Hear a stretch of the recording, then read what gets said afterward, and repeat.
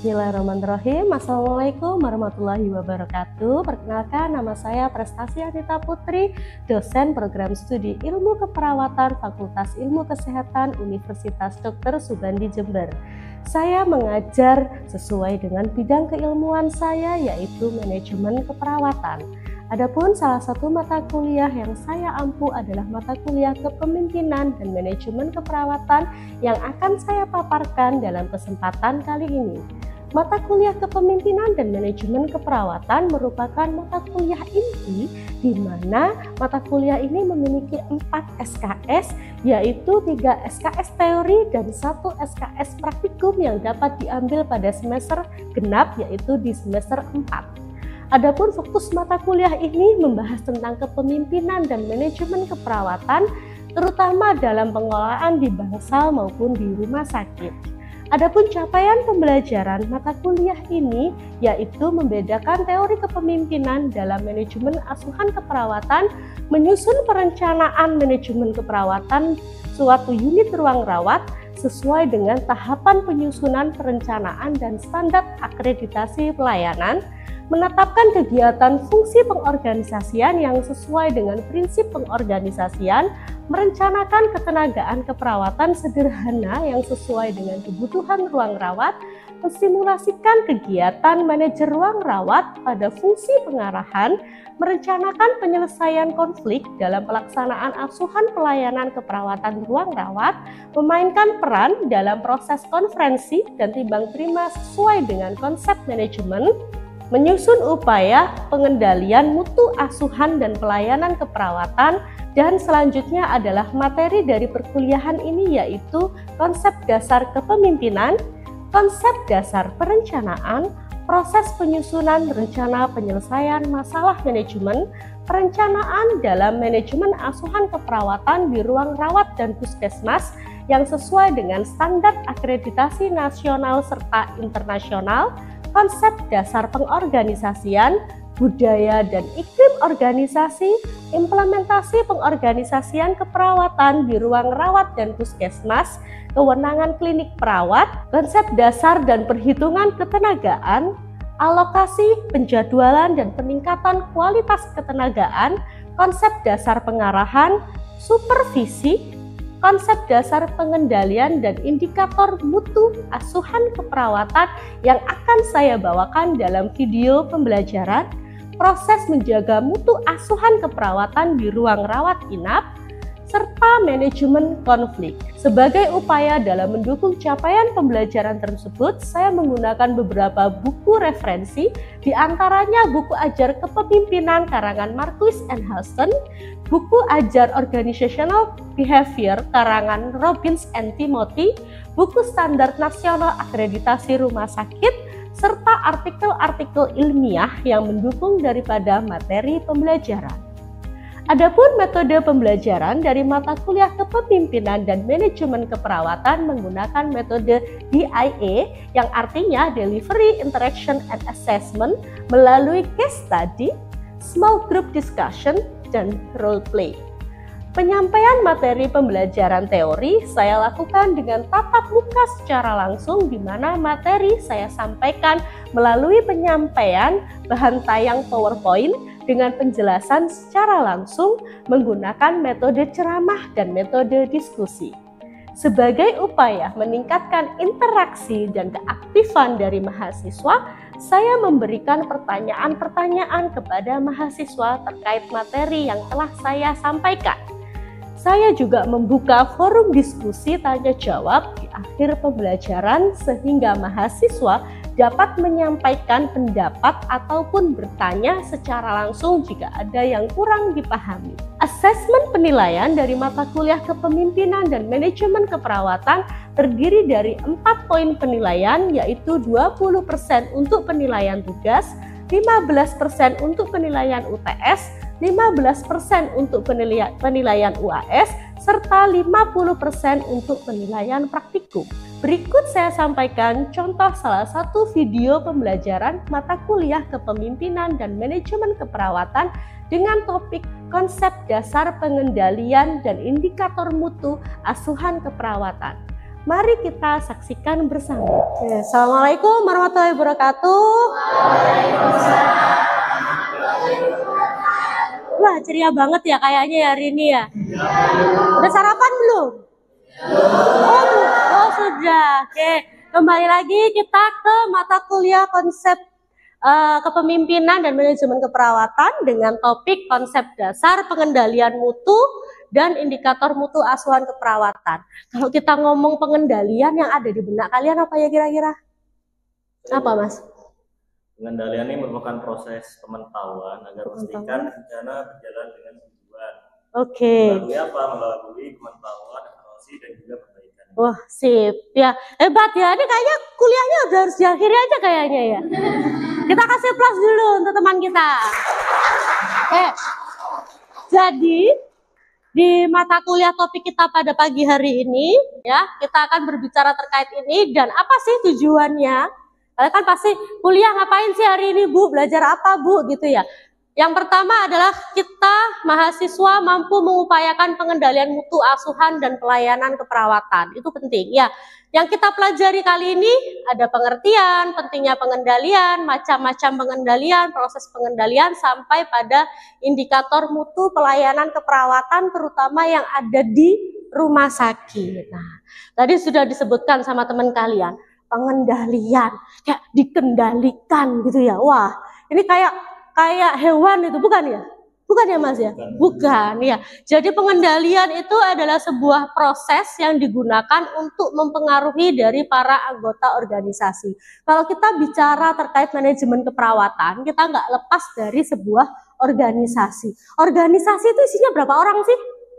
1, 2, 3? Banyak lah, karena ada banyaknya orang yang ada di sebuah organisasi itu sehingga kita perlu yang namanya dikendalikan atau pengendalian. Biar apa? Benar tadi katanya Mas, siapa namanya Mas? Mas Afril. Mas Afril, benar tadi katanya ya, kalau nggak dikendalikan Bu gitu ya, nanti biar bisa kita lewat daripada tujuan, ya nggak? Tujuan dari sebuah organisasi. Lah, caranya bagaimana? Kita harus menerapkan strategi organisasi. Setiap organisasi itu pasti punya strategi. Contoh organisasinya apa kira-kira yang ada di kampus? BEM. BEM punya strategi nggak, Mas? Punya ya? Punya, pasti punya strategi lah. Strategi ini penting ya. Sehingga kita di dalam melakukan kegiatan bisa mengarah ke tujuan yang diinginkan. Setiap organisasi pasti punya tujuan. BEM juga punya tujuan. Tujuannya BEM apa? Misalnya, oh ini Bu, ketika ada bibit-bibit unggul daripada mahasiswa bisa terasah dan diasah di dalam BEM. Nah, seperti itu. Sama seperti ini ya. Dan ini membutuhkan daripada pengendalian. Oke, kita next dulu. Nah, kenapa sih harus ada yang namanya pengendalian di dalam sebuah organisasi? Yang pertama, banyak persaingan.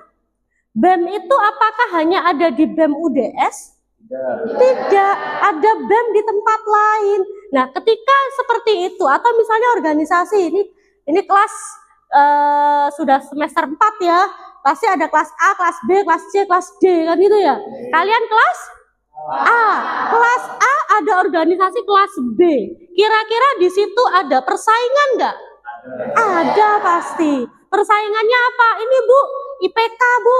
Ini Bu yang paling kompak Bu, terutama kalau ada perlombaan. Nah, disinilah pentingnya yang namanya pengendalian di dalam sebuah organisasi. Yang kedua, kompleksitas. Makin besar kepala-kepalanya ini ya, makin banyak juga masalahnya. Ini berberapa nih? 40? Hampir 50. 50 ya. 50 mahasiswa di dalam satu kelas. Ketua kelasnya siapa? Banyak masalah nggak Mas? Banyak ya kata temanmu, banyak masalah Bu. Sehingga di sini dibutuhkan yang namanya pengendalian di dalam organisasi kelas A, seperti itu ya. Yang selanjutnya kemungkinan membuat masalah. Nah, ada bawahan, ada manajer. Mungkin kalau di kelas A, bawahannya anggota kelas ya. Manajernya siapa? Ketua kelas. Di bawahnya ketua kelas ada siapa lagi? Wakil ketua kelas. Ada siapa lagi? Sekretaris, bendahara. Lah, ini bisa membuat masalah. Bisa dari bawahannya, bisa dari ketua kelasnya, bisa dari bendaharanya. Bawahannya kira-kira apa? Uang kasnya bayarnya telat-telat, Bu. Ayo, ada nggak di sini, Mas? Siapa bendaharanya? Bendaharanya siapa bendaharanya? Ya, ada yang telat ya bayarnya ya? Oh, banyak. Lah, inilah fungsi daripada pengendalian di dalam sebuah organisasi. Paham dulu sampai sini? Oke, kita lanjut ya. Next. Terus macam-macamnya ada apa aja sih di dalam pengendalian? Ada dua, Mbak Mas sekalian. Yang pertama saat pekerjaan berlangsung, yang kedua ketika dikatakan pengendalian feedback. Apa itu pekerjaan berlangsung? Yaitu sebuah monitor pekerjaan yang sedang berlangsung dan masing-masing diawasi oleh manajer yang diawasi atau yang mengawasi bawahannya. Contohnya apa? Misalnya kelas kelas A mau habis ini kan libur kuliah ya, mau jalan-jalan. Ya, jalan-jalannya pengen kemana nih? Mana? Ke Malang. Oke, ke Malang gitu ya, jalan-jalan ke Malang. Nah, ketua kelasnya ini harus melakukan monitor, kan otomatis ada ketua ya. Ketua di dalam melakukan perjalanan atau trip liburan ke Malang. Wah, enak banget ya. Ada ketuanya lah. Ketuanya ini ketika melakukan pekerjaan ya sebelum atau perencanaan sampai ketika kalian ada di Malang itu diawasi, dimonitor langsung sama ketua kelas. Yang merencanakan siapa? Yang merencanakan? Siapa? Eka itu siapa Eka nih? Wah. Ya, yang merencanakan adalah ketua kelompok dan anggotanya, ya kan? Tapi jangan lupa diawasi oleh yang namanya manajer di kelas kalian, ya ketua kelas, gitu ya, Mas Mbak sekalian, oke? Nah, kalau yang kedua adalah pengendalian feedback, berbeda dengan pekerjaan langsung atau ketika pekerjaan berlangsung. Yang kedua ini feedback, artinya apa? Di sini tindakan atau kegiatannya sudah dilakukan. Proses pengendalian sumber daya manusia SDM, bukan sendok makan ya ini ya SDM ya, tapi sumber daya manusia keperawatan. Ada beberapa faktor terkait. Yang pertama adalah penerapan employee discipline system. Ya, di sini kalau kita berbicara terkait kedisiplinan dari seorang pekerja, kita nggak lepas dari adanya rewards and punishment. Apa rewards and punishment? Hukuman dan apa? Rewards itu apa? Hadiah, ya. Hadiah itu apakah harus berupa uang? Tidak. Dipuji itu juga bagian dari rewards ya. Yang kedua adalah karir path, prosedur jenjang karir.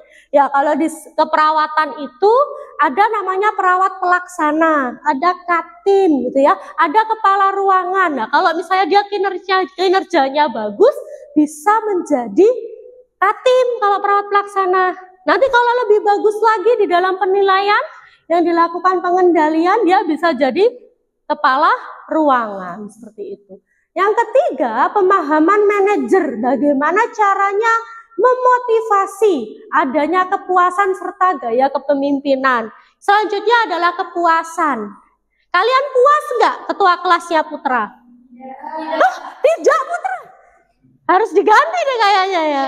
Wah, habis ini ya nanti sama wali kelas ya. Kenapa? Tapi nggak boleh asal bunyi tidak. Kenapa? Kenapa kok asal bunyi tidak nggak boleh? Semuanya harus ada alasan, dan alasannya itu bukan karena like dan dislike, bukan karena Bu, Putra kurang ganteng Bu, nggak boleh ya, itu ya. Jadi harus ada alasan yang relevan. Yang selanjutnya adalah gaya kepemimpinan. Apakah selama ini ketua kelas kalian otoriter? Apakah selama ini malah cuek-cuek aja? Nah, dia di situ juga akan mempengaruhi daripada proses pengendalian.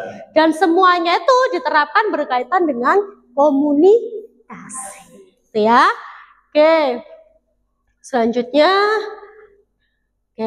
bagaimana dengan indikator mutu pelayanan keperawatan di rumah sakit? Jadi, ada ketika kita berbicara mutu pelayanan, Mas Mbak sekalian, itu ada sebuah indikator dikatakan rumah sakit tersebut baik atau tidak.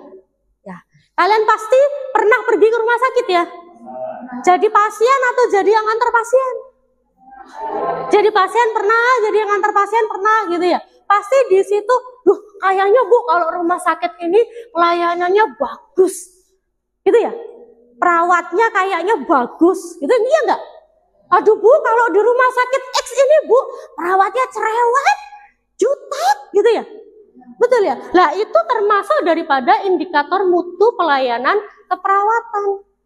Jadi selama ini yang kalian keluh kesahkan itu termasuk daripada indikator mutu pelayanan keperawatan. Di mana Bu? Di sini ada namanya kepuasan pasien.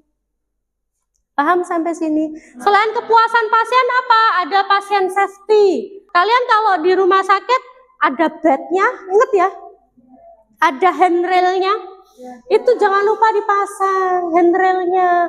Ah enggak Bu, pasien saya itu kooperatif kok Bu. Ya, dia masih sadar, masih bisa saya ajak komunikasi. Lah, tapi apakah pasien itu apakah kondisinya selalu sama seperti itu? Enggak. Kondisi pasien namanya di rumah sakit, pasti dia sakit. Ada enggak di rumah sakit pasiennya sehat? Ada enggak? Enggak ada. Pasti pasiennya sakit. Kalau sehat, ya ngapain di rumah sakit? Di hotel kenapa lebih enak? Ya kan? Di rumah kenapa lebih enak? Gitu kan ya? Nah, karena itu harus dipasang handrailnya.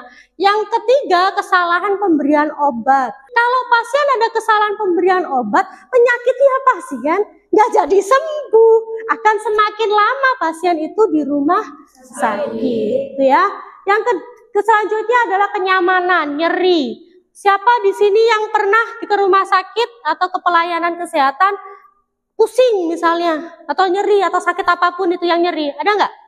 Belum pernah? Pernah nganter misalnya sakit Bu, gastritis. Nah, biasanya mahasiswa ini sukanya mah. Ya kan? Penyakit idolanya mahasiswa adalah penyakit gastritis, penyakit mah. Kan sakit tuh perutnya tuh. Nah, salah satunya indikator dari mutu pelayanan adalah bagaimana mengatasi nyeri pada pasien.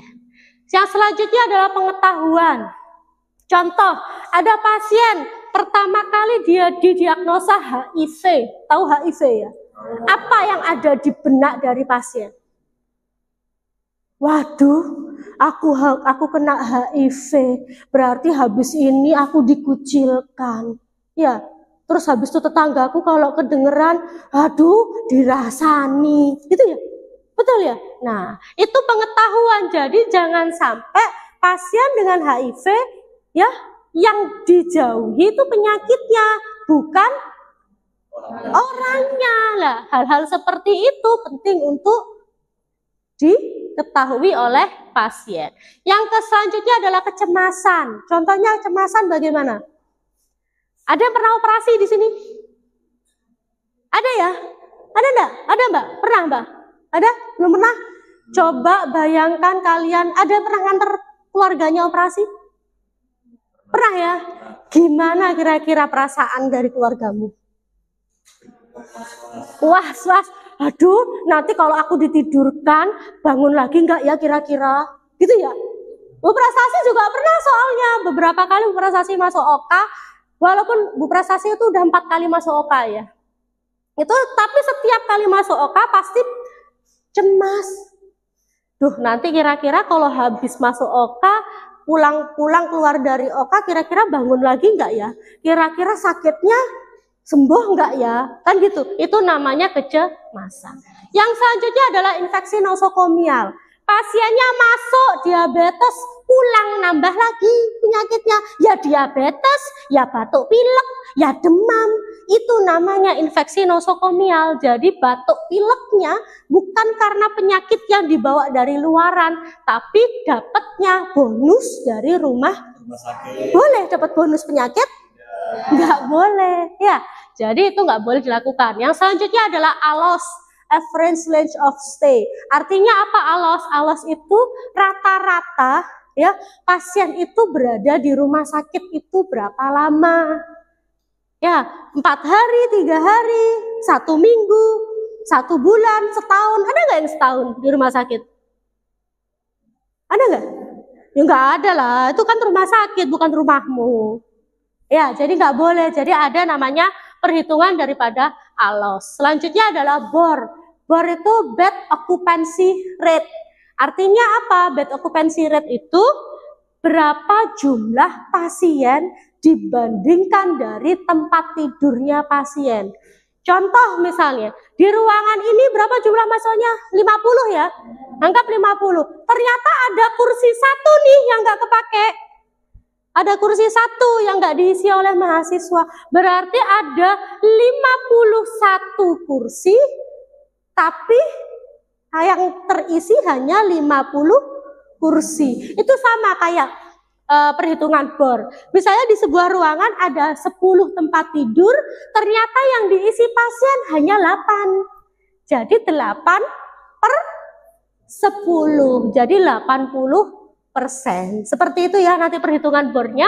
Nah, yang terakhir tadi namanya adalah kepuasan pasien. Kalau misalnya kalian berada di rumah sakit gitu ya, pasiennya tuh sudah sabar, Bu. Perawatnya jutek habis, Bu. Pernah nggak ada perawat yang seperti itu? Bu, yang BPJS sama yang Mandiri, Bu. Kalau sama Mandiri, wah, excellent service. Kalau BPJS, Putra, mana? Pak Putra. Tapi kalau sama yang Mandiri, Bapak Putra, ada nggak seperti itu? Nah, ada ya pengalaman pribadi ya sepertinya. Nah, itu termasuk daripada kepuasan pasien. Salah satu hal yang mempengaruhi dari kepuasan pasien adalah caring. Caring itu apa?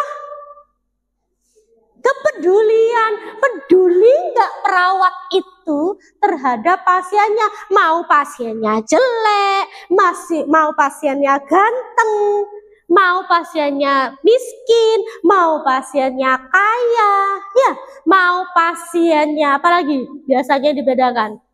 Mau pasiennya pacarnya sendiri, mau pasiennya mantan kalian, kira-kira sama nggak perlakuannya? Bener loh ya, nanti lebih care kalau ke pacarnya, kalau ke mantannya nggak care. Enggak ya? Enggak, jangan ya, ke mantan juga harus care. Karena kalian ada namanya keprofesionalismean. Kalian harus profesional. Mau itu mantan kalian, mau itu mantan gebetan kalian, pacar kalian, dia tetap harus profesional. Nah, ini adalah salah satu penelitian dari Bu Prestasi terkait kenapa sih kok kita harus caring? Apa sih yang menyebabkan seseorang itu tidak caring, terutama perawat? Bu, ada perawat jutek, Bu ada perawat itu yang kalau dijak ngomong tuh nyengak-nyengak, sengak-sengak. Apa? Tuh cerewet banget ini pasien, balbel gitu ya. Nah, ternyata apa sih yang mempengaruhi? Salah duanya adalah kelelahan emosional dan beban kerja. Kelelahan emosional itu apa? Dia udah capek. Capek ngapain? Capek di rumah, dia ada masalah sama suaminya atau istrinya, anaknya nakal, di tempat kerja dia dikasih beban, dia dikasih atmosfer kerja yang sangat tinggi. Misalnya ada temennya tuh nakal gitu ya, sukanya ngerumpiin dia, sukanya gibahin. Tuh loh, kalau kerja sama si itu ya, gak enak itu. Nah, akhirnya temennya yang digibahin, kira-kira stres gak? Aku kok kalau jenis sama dia mesti dinyinyirin gitu ya. Nah, itu juga salah satu yang mempengaruhi daripada caring seorang perawat. Yang kedua adalah beban kerja. Coba kita bayangkan, Kalau beban kerja pasiennya 10 atau 15, perawatnya cuma 1, kira-kira perawatnya gempor enggak? Lari sana bel, oh ya sana. Terus lari sana, oh ya sana. Kira-kira apa yang ada dirasakan sama perawat itu? Aduh capek. Akhirnya kalau ada yang ngebel lagi, bal terus aja. Saya ini capek bu, saya ini capek pak, gitu ya. Nah ini salah satu hal yang mempengaruhi daripada caring seorang perawat. Nanti kalian bisa cek, saya akan kasih PPT-nya, cek di sini ya, diklik di sini bisa dibaca sendiri ya. Oke. Nah sekarang kalau ada pertanyaan seperti ini, saya kasih beberapa detik ya. Seorang perawat bernama Nurse Ria, dia seorang kepala ruangan, mendapatkan laporan bahwasanya Nurse Tina Katim beberapa kali melakukan kegiatan pendokumentasian, nulis askep, yang kalau kalian dokumentasi itu pengkajian ya sampai evaluasi, kurang lengkap sehingga mempengaruhi daripada kepuasan pasien. Jadi pasiennya, kok aku dari tadi ditanyain terus, aku ditanyain suhunya berapa, aku ditanyain sudah makan belum, aku ditanyain terus alerginya apa, kan? Kira-kira bagaimana pasiennya? Kalau ditanyain tok gimana rasanya? Pertanyaan perawat satu dan perawat yang kedua sama, Bu, alerginya apa? Udang. Oke, pertama, Bu, alerginya apa? Takon terus, gitu ya. Pertanyaan yang sama ya, karena ditanya terus-menerus dengan hal yang sama. Kira-kira pengendalian apa yang dilakukan oleh Nurse Ria selaku kepala ruangan? Kira-kira bagaimana? Apa pengendaliannya? Ada yang mau menjawab kira-kira? Oke, silakan sebutkan nama Mbak. Oke, Mbak Alfia. Bagaimana Mbak Alfia? Pengendalian feedback. Oke, kenapa? Untuk memperbaiki kegiatan. Iya, pengendaliannya feedback. Kenapa kok feedback? Karena kan sudah dilakukan ya. Bukan ketika prosesnya. Tadi kan gitu ya, ada dua tadi ya. Yang satu ketika prosesnya, yang kedua ketika sudah selesai kegiatannya. Lah ini kan sudah dapat komplain. Sudah tidak puas ini pasiennya kan? Ya kan, sehingga dia marah-marah kok. Kan tadi ya Mbak Alfia ya. Sehingga pengendaliannya adalah pengendalian feedback. Caranya bagaimana? Ya diperbaiki. Yang dilakukan sama Nurse Ria, dipanggil ya. Nurse siapa? Nurse Tinanya dipanggil, terus dilakukan apa tadi? Motivasi, ya kenapa sih kok dokumentasinya kok kurang? Sehingga lo pasiennya ditanyain hal yang sama. Harusnya kan kalau sudah di awal, Bu, alerginya apa? Udang. Ya langsung ditulis lah, ya kan? Jangan nanti tanya lagi, Bu, tadi apa Bu? Ininya Bu, alerginya udang. Nanti shift lagi ya, besoknya ditanya lagi, Ibu alerginya apa ya Bu? Udang. Kira-kira gimana kalau kalian jadi pasien? Pusing kepalanya ya, ditanyain hal yang sama. Oke, nah ini nanti beberapa buku dan referensi yang bisa kalian baca ya, yang bisa kalian kulik-kulik lagi. Nah, oke. Sebelum saya akhiri, ada yang mau ditanyakan dulu? Silakan, yang mau bertanya. Oke, boleh. Untuk pengendalian indikator pelayanan kesehatan bisa dilakukan kapan saja. Oke, pinter ya. Bagus ya pertanyaannya ya. Kira-kira Bu, pengendalian ini ya Mas ya. Oke. Pengendalian ini ya, yang ini ya, indikator mutu pelayanan ini ya. Kira-kira itu kapan sih kita harus melakukan ini? Jawabannya nggak mungkin setiap hari. Ya, tapi datanya didapatkan setiap hari. Paham ya Mas ya? Jadi misalnya kayak kepuasan, kan nggak mungkin ya setiap hari kita tidak menyebarkan kuesioner survei kepuasan. Setiap pasien harus dikasih survei kepuasan. Siap ya jadi seorang perawat profesional? Siap. Ada yang tanya lagi? Aman?